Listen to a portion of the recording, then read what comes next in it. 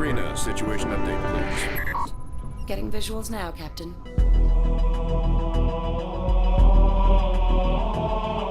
When you play the original Halo games, an explosion takes up the whole screen.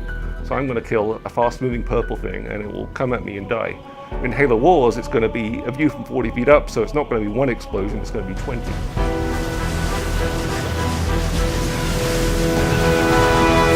One of the things we want to do with Halo Wars was tell the Halo story, show the Halo universe in a different way, and actually bring strategy gaming to the console. In Halo Wars, you get to control everything. All the grunts and elites and brutes and choppers and ghosts and banshees and all these really cool vehicles, plus a lot of the stuff we've added. Control heroes, you get to control Spartans, you get to control small armies of Spartans.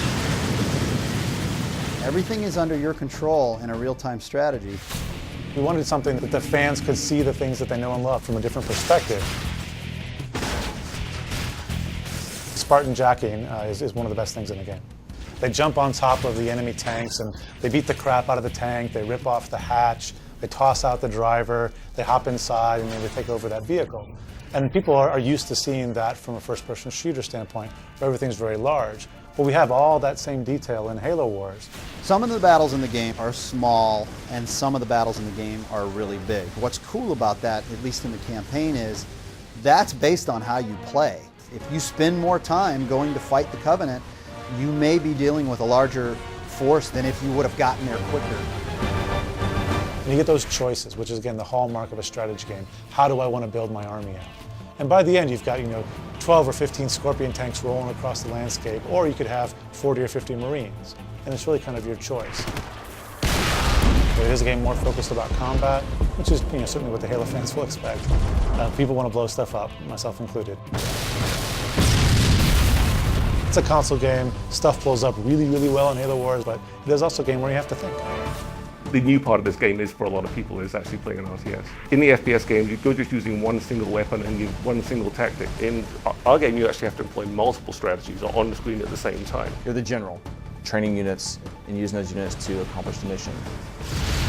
Commanding your armies, you're commanding your resource gathering or your economy. You manage resources, which you buy that army with, and you actually use those resources to upgrade and change your army to form a strategy that you will hopefully win with.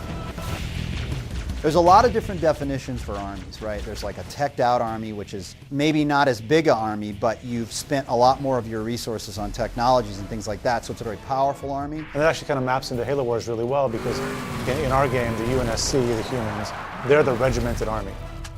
But the Covenant, the sort of religious zealots, they can bring a lot more units to the fight, but each of those units is a little bit weaker.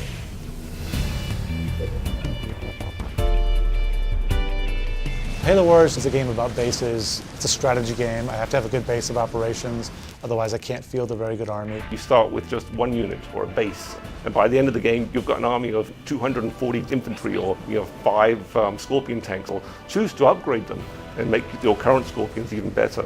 It's a lot of fun to be able to do that.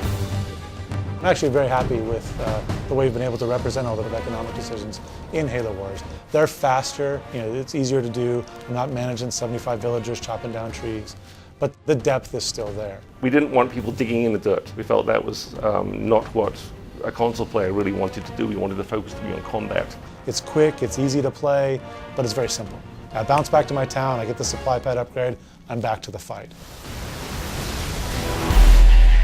It's just that long-scale look at the actual war. It's not one v many, it's many v many. It's a fast-paced game. It's an adrenaline rush from the word go, but it has that strategy aspect to it that people haven't seen in the Halo universe before.